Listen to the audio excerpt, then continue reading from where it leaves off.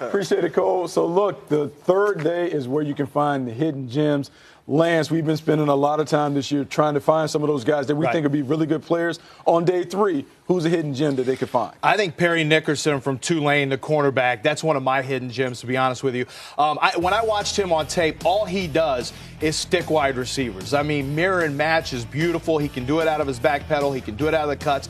And then you watch and you take a look at the ball production. I mean, this guy is getting interceptions. He's getting passes broken up nonstop. He ran a 4.32 at the combine before pulling up with an injury, kind of an injured hamstring. And the only reason he's here on day 3 is because he's a smaller cornerback. That's the only reason. But to me, I want a guy that's quick, can cover, and can go get the football. And that's Perry Nickerson. And I think he's a top 100 talent who's going to fall into day 3. One of the guys I thought was a top 100 talent. How about Cal Laletta from Richmond? Cal Laletta was the Senior Bowl MVP. He's a guy that threw for over 10,000 yards, 73 touchdowns during his time at Richmond. We thought that he would hear his name called as high as the second round. It hasn't happened yet, but when you look at him on tape, quick rhythm thrower, very decisive, does a good job of just managing the offense.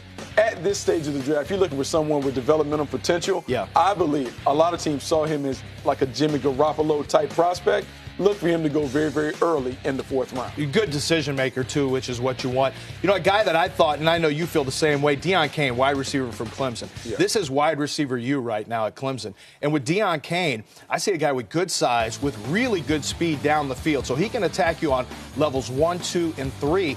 The problem with Deon Cain is the hands are inconsistent. And when you watch him, he has what looks to be pretty natural hands, but then a ton of focus drops. And if you don't eliminate, that's a problem. But you watch him right there on the sideline. Great body control. And the guy can really run some routes. He's quick out of his breaks. Love how fluid he is as an athlete. You know, he was a dual threat quarterback in high school, still learning the position. One guy that may have to learn a new position. How about Shaquem Griffin from UCF? Look, he's been the darling of the combine, this pre-draft process.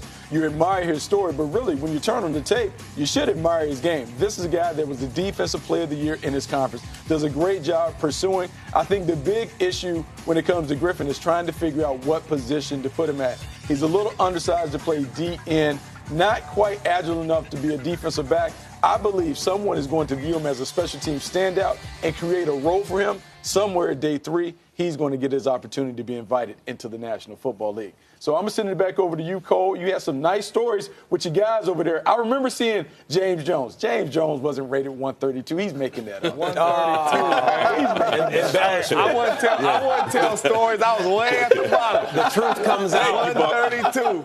It's like the flu game. Michael Jordan wasn't really sick. Bucky Brooks